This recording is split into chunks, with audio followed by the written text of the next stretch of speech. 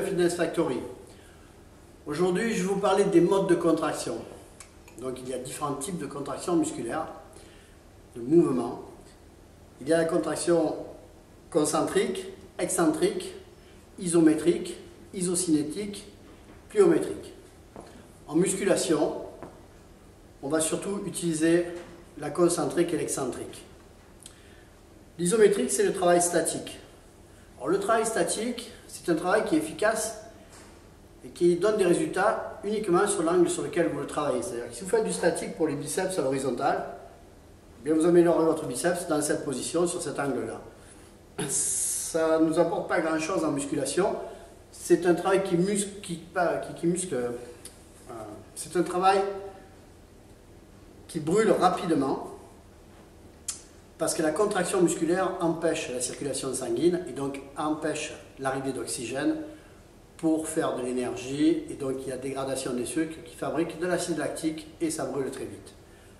Ça sert uniquement à ça. L'acide lactique n'est pas un facteur de progression dans la construction musculaire. Donc le travail statique, c'est pas quelque chose d'hyper intéressant et d'hyper bénéfique en musculation. Le travail concentrique, c'est quand vous contractez un muscle, quand vous le raccourcissez. Par exemple, vous faites des biceps, la phase positive du mouvement, c'est-à-dire la montée du mouvement, la contraction musculaire, c'est la phase concentrique. La phase excentrique, c'est quand vous freinez un mouvement. Quand vous freinez un mouvement, c'est la phase négative. Donc vous gardez le contrôle sur l'allongement du muscle et sur le contrôle sur la charge. L'isocinétique, ce n'est pas un mouvement naturel, c'est un mouvement qui est fait avec, qu'on peut faire avec des appareils, qui sert surtout pour les kinés, pour faire un bilan neuromusculaire ou de votre condition physique au niveau musculaire. C'est un mouvement qui est à vitesse constante et à charge constante. Donc vous avez un mouvement qui est régulier et ça permet de faire des tests. On ne s'en sert pas vraiment en musculation. Et la pliométrie, c'est un mouvement explosif qui est réactif, qu'on utilise surtout en préparation physique. En musculation, c'est pareil, on n'a pas vraiment l'utilité, d'autant plus que quand vous allez développer une masse musculaire assez importante, c'est assez violent au niveau des insertions, des tendons, donc il vaut mieux éviter la pliométrie quand vous avez une masse musculaire certaine. Pour moi, la phase musculaire la plus intéressante, ça reste la phase excentrique. Pourquoi la phase excentrique? Parce qu'il faut savoir que le muscle est 40% plus fort en phase excentrique qu'en phase concentrique. Donc vous pouvez lui mettre beaucoup plus de charge. Pourquoi la phase excentrique? Parce que la phase excentrique, c'est la phase qui détruit le plus le muscle et qui permet sa meilleure reconstruction. C'est une phase qui est utilisée, comme je l'ai dit dans les vidéos précédentes, sur la récupération de déchirures et de problèmes musculaires, de tendinite. Donc c'est une phase qui est très bénéfique au niveau de la reconstruction musculaire. Et au niveau de la construction du volume musculaire, c'est une phase qui est très intéressante. Pourquoi? Comment fonctionne la phase excentrique en fait? Un muscle, c'est fait de fibres musculaires. On appelle ça des unités motrices. On va simplifier la chose. Imaginons qu'on ait 100 fibres dans le muscle. On va en utiliser 80 pour monter une charge. 80 fibres sur 100. C'est très difficile de contracter la totalité des fibres musculaires. On va dire 80 fibres sur 100, donc 80%. Sur la phase concentrique. Qu'est-ce qui se passe sur la phase excentrique?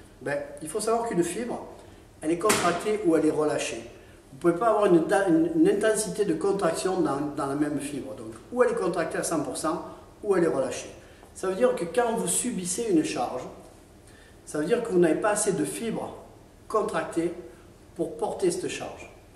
Ça veut dire aussi que les fibres qui sont contractées et qui essaient de résister à cette charge, elles sont contractées au maximum, mais la charge les fait plier, les fait se tendre de façon à pouvoir descendre le mouvement. Cette tension que la charge crée dans votre fibre musculaire crée des fissures. Et ces fissures, ce sont les courbatures que vous allez avoir 48 heures ou 72 heures après. Ça crée des zones inflammatoires, il y a des fuites en calcium. En fait, ça crée une zone de douleur et ça crée une zone de faiblesse qui va obliger le muscle à se reconstruire et à devenir plus fort. Donc c'est important, petite parenthèse, c'est important sur les phases de douleur, de courbature, de ne pas prendre d'anti-inflammatoires, d'ibuprofène ou de quoi que ce soit. Parce que le fait de prendre des substances qui diminuent les douleurs de courbature, ça diminue aussi sa capacité de récupération et les effets bénéfiques de la récupération sur les courbatures, c'est-à-dire la progression. Donc vous allez moins progresser si vous prenez des anti-inflammatoires, ou surtout de l'ibuprofène, c'est la seule chose qui est efficace sur la douleur des courbatures. Donc ça va ralentir votre progression. Donc ne prenez rien, la seule chose c'est d'attendre un peu et de bouger. Si vous bougez un petit peu, les courbatures s'atténuent. Donc cette phase excentrique, elle est importante. Elle est importante parce qu'elle est responsable d'une grande partie de votre construction musculaire. Donc si vous êtes tout seul à l'entraînement, l'idéal c'est de freiner la descente et d'être assez explosif sur la montée et faire durer la descente. On va travailler sur la notion de temps sur la descente. Par contre, si vous êtes à deux, si vous avez un partenaire, vous pouvez avoir quelqu'un qui appuie doucement sur la barre, c'est à lui de doser et de savoir ce que vous pouvez faire. Si vous êtes à deux et que vous voulez faire du travail excentrique, mettez un petit peu moins lourd sur la barre de façon à pouvoir faire la phase concentrique assez facilement et vous focalisez sur la phase excentrique. Travaillez en pleine amplitude. Je vois beaucoup de gens qui font des exercices, ça c'est fréquent au coucher, je vous montre ce qu'ils font. Donc au développé couché, la plupart des gens descendent à fond et remontent. Parce que dans leur esprit, le travail musculaire se fait uniquement sur la montée. Quand il ne s'arrête pas ici, comme ça, on évite au maximum les pectoraux, on travaille un petit peu plus sur les triceps. Alors moi je vous préconise de descendre jusqu'en bas, de poser et de pousser. On contrôle et explosif en montant. On contrôle et explosif en montant. Allez toujours jusqu'en bas, posez la barre sur la poitrine, recrutez et poussez. C'est sûr que pour l'ego, vous mettrez un petit peu moins lourd, mais pour le résultat, ce sera beaucoup plus bénéfique. Le grand pectoral travaille sur le tiers inférieur du mouvement. Essayez d'aller au maximum en bas pour bien étirer, bien le contracter. Donc cette phase excentrique, c'est celle qui va vous donner le plus de progression. Donc ne la négligez pas. Restez conscient dans votre mouvement. Je vois des gens au coucher ou dans d'autres exercices qui rentrent dans la série à fond, comme si vous voulez se débarrasser de la série. Ce n'est pas le but. Le but c'est de faire chaque répétition et que chaque répétition soit bénéfique. Donc restez concentré sur votre phase excentrique, explosif sur votre phase concentrique. On rajoute un peu d'énergie sur la montée, on appelle ça l'accélération compensatrice. Donc si vous mettez un petit peu moins lourd, ça vous permet d'engager plus de vitesse. Le système nerveux va chercher beaucoup plus de fibres au niveau de la contraction et vous descendez doucement. Pas trop doucement non plus, il ne faut pas que votre phase excentrique soit limitée par votre système nerveux et par votre mental. Il faut trouver la bonne charge, le bon dosage. Si vous êtes à deux, c'est idéal parce que vous avez quelqu'un qui peut vous appuyer dessus et vous remontez tout seul. On appuie et on remonte. Toujours en pleine amplitude, en étirement complet. Donc ça, c'est très important. Allez, à vous. Sur cette photo d'entraînement des biceps avec Callum, vous pouvez me voir en train d'appuyer sur la barre, sur la face excentrique du mouvement.